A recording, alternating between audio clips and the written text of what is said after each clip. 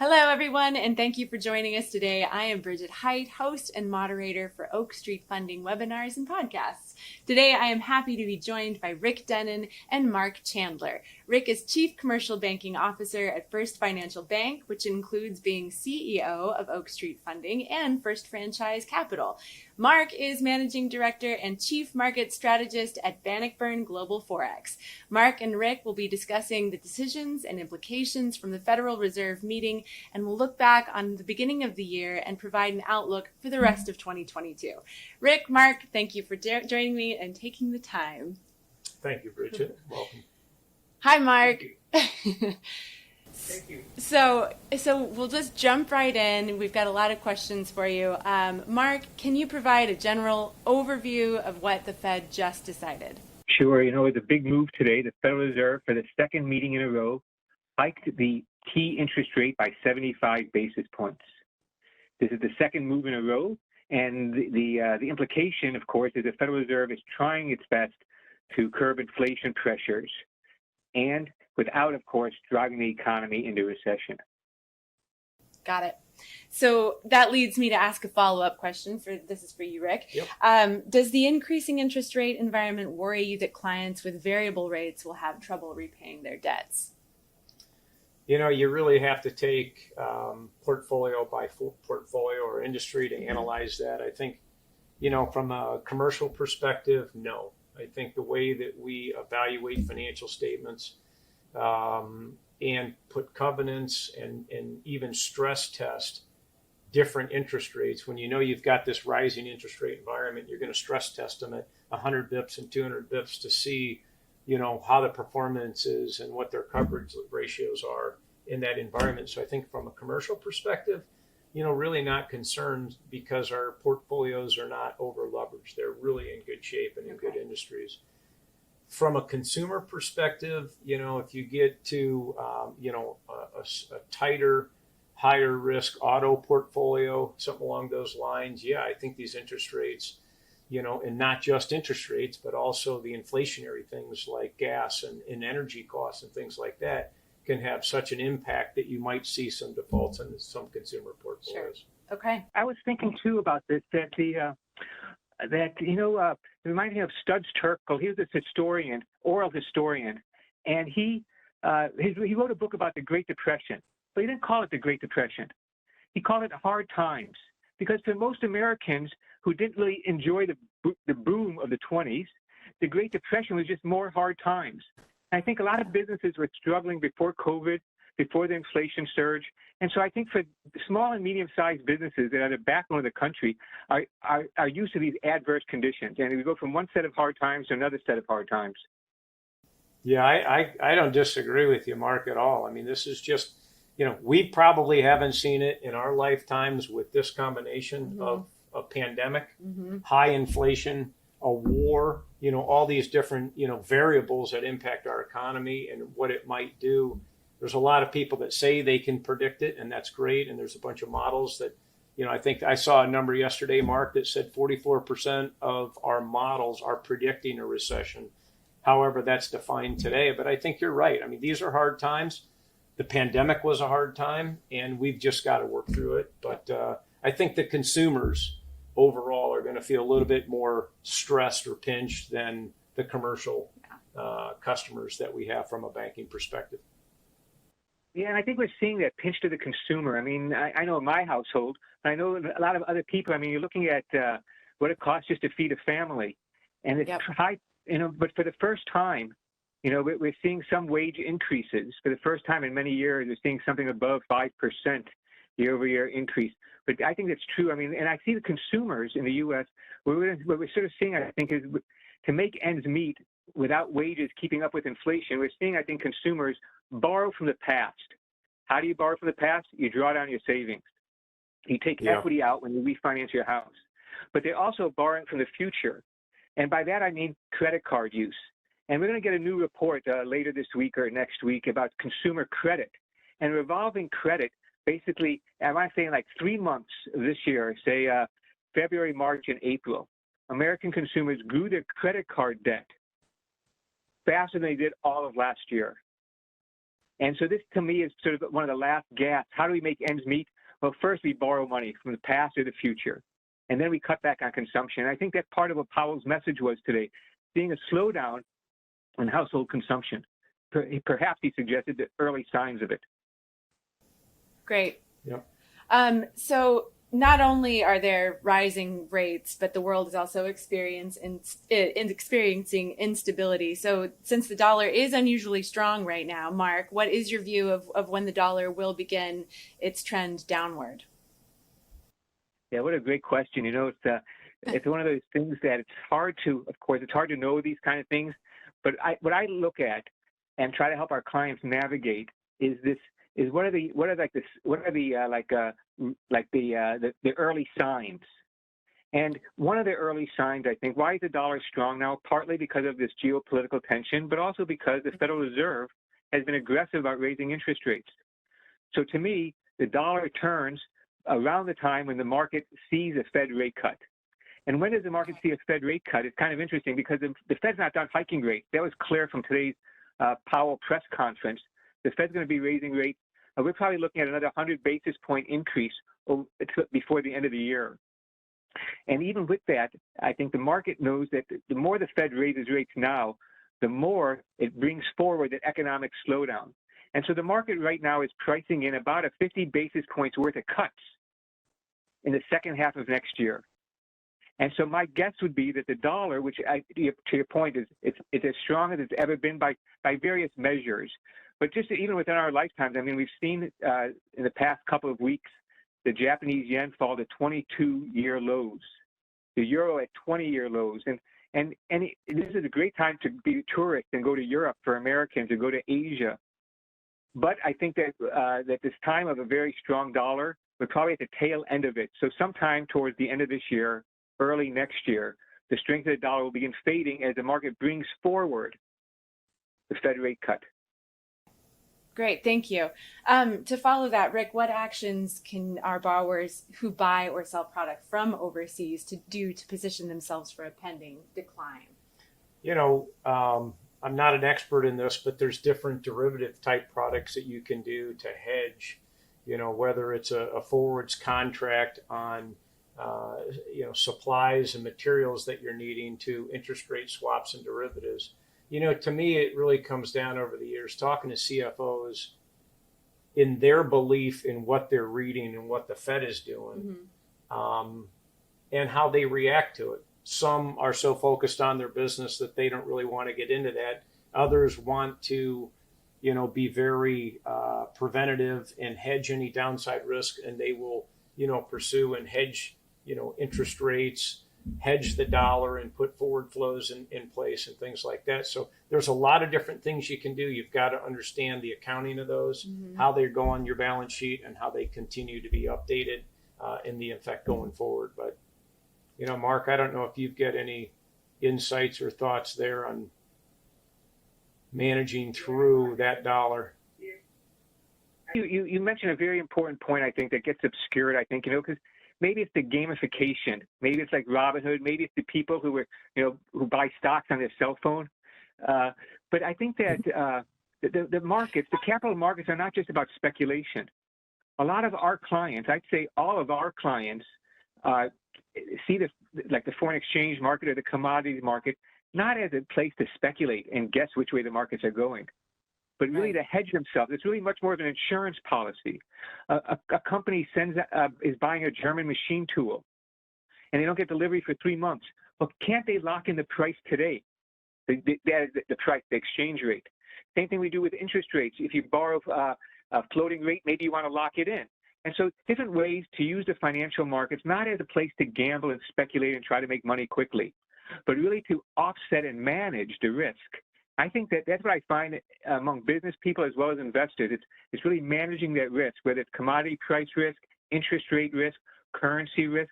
These are business risks that can be managed. Of course, a lot of the risk that businesses face is difficult to manage, but these financial type risks are manageable. Great. So war is not the only instability causing disruption. We still can't say that we're fully past the effects of the pandemic. So, Mark, what changes in terms are you seeing given the current market cycle on the heels of COVID? And what an unprecedented time. The idea of a pandemic with such large capital markets, such size of the economy, these scales of disruption, oftentimes, right, you really can't forecast the future very well. Nobody can. But that these uncertainties, these supply chains, how long they get disrupted for, the war adds another level of uncertainty. And what's interesting, what we saw, is that when you think about risk in the markets as really a question of volatility. And even recently, in the last few weeks, the volatility of the bond market was higher than it was in March 2020 when COVID first struck. And so just to appreciate these huge moves that take place, and partly these huge moves take place because of that uncertainty. So I'd say that's really one of the takeaways from our recent experience is the degree of uncertainty remains elevated.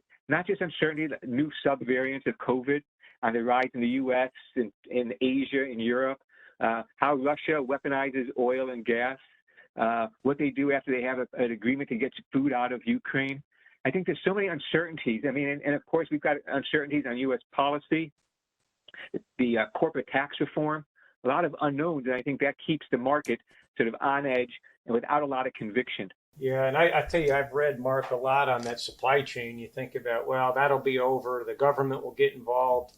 Number one to me was how quickly that creeped up on us during the pandemic. But the second side of that is how long it's taken to clear out. You had this, no demand in the beginning, then hyper demand, after the stimulus money came out and needs and things like that. But it really hasn't gone away yet. And there's certain products, I know lumber is down 27%, steel is still up. It's product by product, and you think and you see the ports or the ships that are off ports that can't get unloaded. It's just hard for me to believe that hasn't been figured out yet with all the efforts. It's been 2 years now. Yeah. I think Warren Buffett said it about investors. When the tide goes out, you see who's doesn't have a swimsuit. I think the same thing true now. For a long time, a lot of the large businesses in America were paying back shareholders, buybacks, dividends, and they really underinvested. So a supply chain disruption that we had in the U.S. that had nothing really to do with COVID per se, with the baby formula. We allow companies to grow and monopolize a sector, dominate a sector. And then when something bad happens, which of course, so many moving parts, the odds are something bad's going to happen sooner or later. They were ill-prepared with this, with not excess capacity. And so businesses, I think, have done a disservice who've underinvested in capacity. But that's what shareholders have demanded. Yeah, the other one, chip capacity. You think about the automobile industry that's not monopolized, but yet the number of chips, I think I read somewhere where there's 2,000 or 3,000 chips that go into a Ford F-150. So, the number of chips needed to get out to cars and the monopoly there probably would be in the chip manufacturer. There's just not enough of them. And you get one little disruption and it hasn't been fixed. It takes time to fix. So, yeah.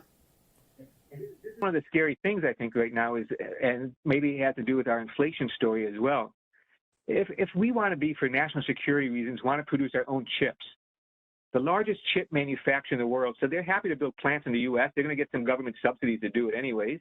But they say the cost of producing those chips in the U.S., at least in the beginning, 50% higher than doing them where they're doing them now, Asia. Wow. And so as our businesses try to deal with the supply chain shock, with the growing tensions with China and move production into the U.S., sort of re-onshoring it, that's another factor that people think might be underpinning inflation in the medium term, unwinding of some of the benefits that we had from globalization. But, on the eve of the pandemic, the U.S. was importing something on the magnitude of 90 or 95% of our antibiotics from China. That doesn't make any sense. And the same thing from China's point of view. They're held captive to two operating systems that the U.S. controls, OIS and Android. So they, too, have to free themselves as the geopolitical tensions rise and the globalization, which will help lower prices, lets me eat tomatoes year-round or strawberries year-round. That's great globalization, but it's beginning to unwind. We get more concerned about the environment, geopolitics. So do you see, I'm going to add a follow-on question there. Do you see a lot of companies that over the long term, because for 20 years, companies were pushing, manufacturing off seas. Mark, do you see a lot of that coming back to the U.S., even though it's not going to be as cost as effective, and that being able to be passed on then to commercial and consumer customers? Yeah, great question. And I think there's two big trends. One is called onshoring and the other is nearshoring, or friendshoring. So we see a lot of anecdotal reports about companies that initially moved from Mexico to China when China joined the WTO in 2001, bringing it back to Mexico. But I think that, I was at a conference in Philadelphia recently, and people were talking about how important it is to bring manufacturing back to the U.S. I go along with that, but I think that there's a twist to it that we can't be naive about. In order for U.S. manufacturing to be competitive, it's not going to be able to hire a lot of people. It's got to be automated. It's got to be robotic. It's got to be the computer-aided manufacturing, computer-aided design. It's like on the floor of the New York Stock Exchange. It used to be a lot of noise, people yelling and screaming. Now you can hear a pin drop sometimes because everything's being done on computers.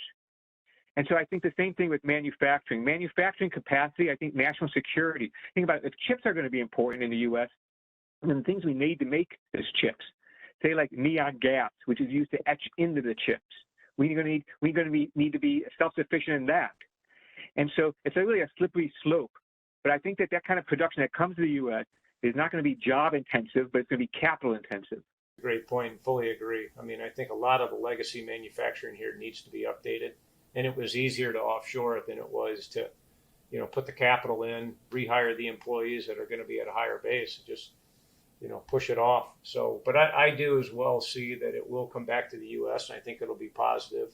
This stuff ebbs and flows, and I think that's what we're going to see for the next, 5 to 10 years. So if we're going to move beyond the current environment, let's ask, we are heading into the second half of 2022.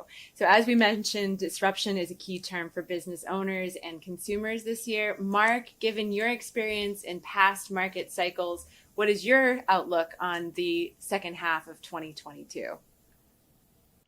Yeah, I think we've only had a brief taste of it in the last month or so, maybe a couple of months. But I think that there's, of course, I grew up in Chicago and I'm still a Cubs fan. And and it's sort of like optimism, they've won one time in 100 years. And so I like to be optimistic, but when I look to my crystal ball, so to speak, for the next 6 months, a year out, I just think that we have a lot more trouble ahead of us. Weaker economy, maybe inflation comes off, but I think that this 3.6% unemployment rate is going to go up. I think it's going to be harder for a lot of American families to make ends meet. And so I think that we're in for a tough time here ahead of us. And I think that I think it's going to be a very challenging time for households, for small, medium-sized businesses. And I think that combination, it's not just that the Federal Reserve is tightening policy, but it's also that the federal government is cutting back too. And I know a lot of us want small deficits, but we want to be able to do it in a measured way. But here's what's happening. The budget deficit last year was about 10.5% of GDP. This year it's going to fall to about 4.5% of GDP. So we've got monetary tightening and fiscal tightening. And so I think that this is like a recipe for, like Powell had said, the Federal Reserve Chairman, the road to a soft landing for the economy after that big boom is getting narrower and narrower. And I guess what I'm suggesting to our clients, to my friends and family, is that we should be prepared for worse times, and that means boosting savings if we can. It means beginning to watch, like I see a lot of Americans already doing it, shifting from brand names to generic names or stored, the local store names. A lot of ways to begin preparing for what's likely to be a tougher time for the next 6 to 18 months. Looking at student loans kicking back in too. They took a big break from that, and now payments are coming back into effect. I'm already nervous. Well, that, and then all the housing boom that has occurred, and the repricing of ARMs that's going to come due. And I think that impact, if you couple that with the energy costs, that could be hundreds of dollars of months Yeah. to the consumer. Rick, how do you predict all the disruptions will impact M&A?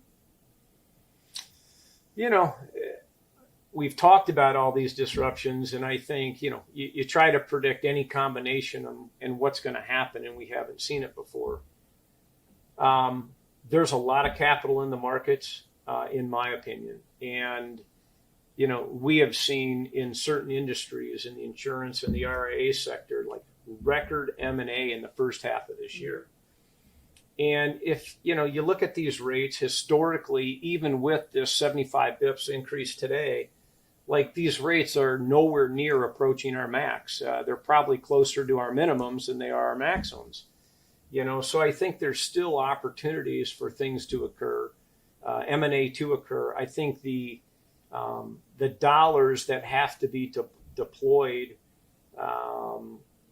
will get deployed, and I think M&A activity will occur. It may occur at a slower rate, and valuations may have to come down, a percent of that in order to compensate for the additional expense that's going to be occurred. But, if it's PE funds that's driving a lot of this, well, they do the acquisitions with a lot of leverage.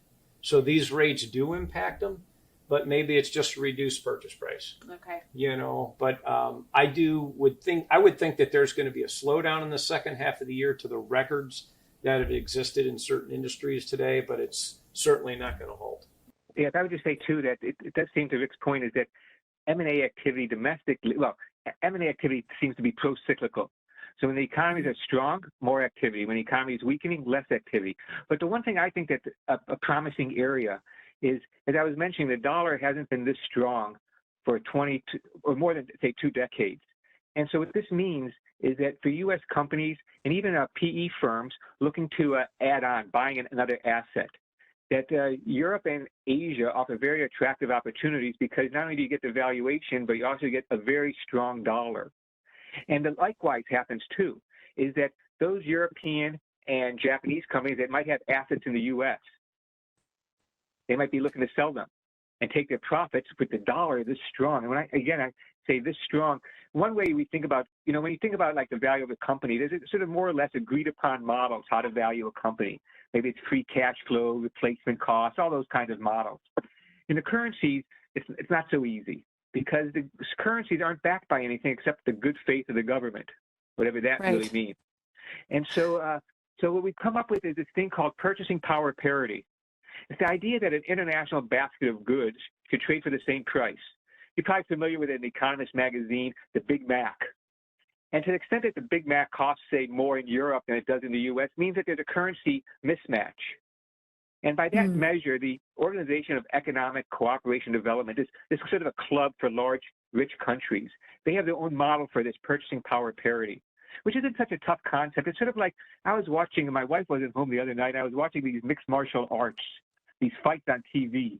And they said this one small guy was actually stronger than one of these big guys. So how can that be? They throw a pound for pound. That's sort of purchasing power parity. And this OECD model has the euro and the Japanese yen, the British pound, the most undervalued ever. I shouldn't say ever, but 30 years. Long time for me. So it seems like forever. But so these currencies, and like for most of our careers, these currencies are as cheap as they've ever been. And so I think that when we see markets at such extremes, I think that often offers an opportunity for businesses who are prepared, right? That's like what good luck is. It's like opportunity being with preparedness. Okay. See, we thought we were just getting an interest rate expert here, but we've got WWF integrated here as well. So thank you. Great. So are valuation strategies any different, Rick? I think, Mark has talked about it. I've talked about it. I think the valuation, the strategies, the valuations, the math is still the same. That's not going to change. It's, does the price get lower? Do you continue to pay? Do you exercise a different strategy and take on a different risk? There's different things you can do. I think the valuations probably would tend to tick down just a little bit and not be as frothy in what people are willing to pay. assuming everything else hold constant, because you're going to pay more in your interest costs as you buy these companies. Right. Okay. Mark, any additional thoughts? No, it's just I maybe would just end it with the idea that as smart and as astute as like all these MBAs in the world and all these economists, we haven't really like resolved the business cycle. Yeah. We have like a sort of fast periods of growth are followed by slower periods and a business downturn. And I think we should be prepared for that. We shouldn't think that prices only go up, or house prices or stock prices only go up. That these are, for businesses, for households, these are risks and they can be managed. And I think that I think that that's like the key takeaway for me, is that we're going through some difficult times. And these difficult times are likely to persist for a while longer, but there's tools out there to help you manage these times. Great. You know, I'm going to add a comment. I think when I was getting my master's, I had to write a paper when we were graduating about the global economy.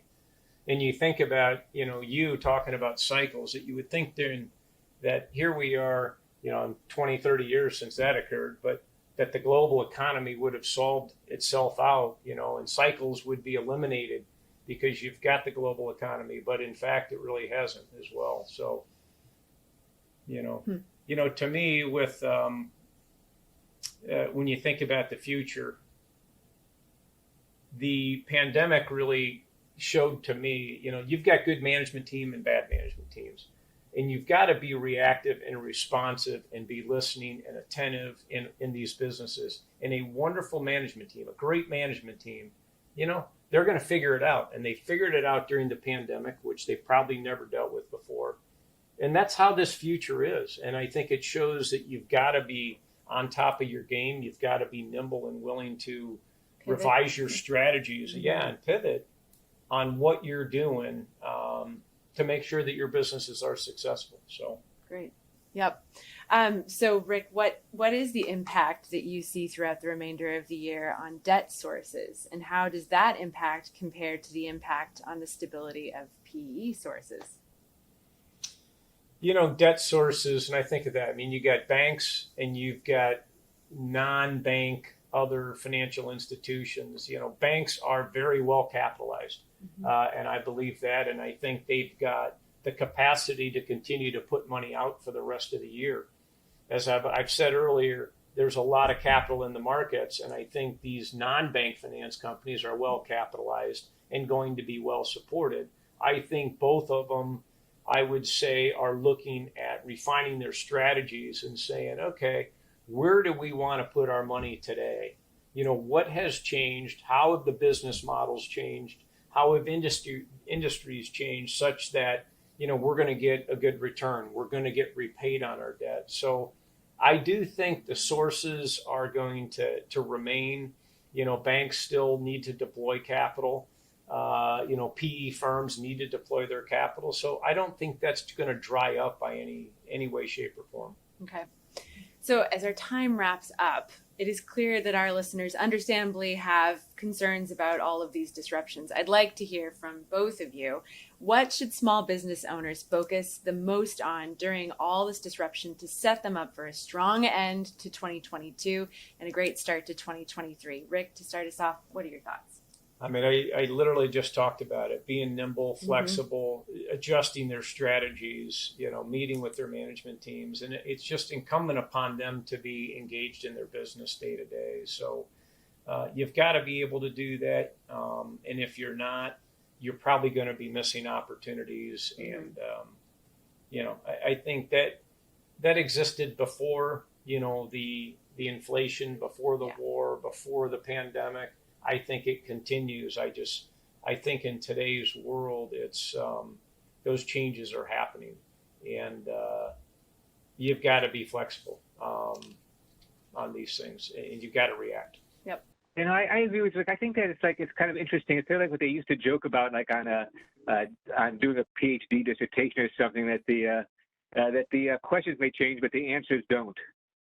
And I think that the tried and true practices of business, risk management, as Rick was saying, being attentive to changing circumstances, maybe embracing like the changes from like the stakeholders, changing tastes different, changing like appetites, being aware of changing circumstances, but the basic principles about successful business doesn't really change. Prudent risk management, making a product and a service that people want to buy continuously, are all like listening to employees, these kind of showing people respect. I think that these are the things that make businesses survive over the long run. And that circumstances are changing, but these basic values, I think, tend not to.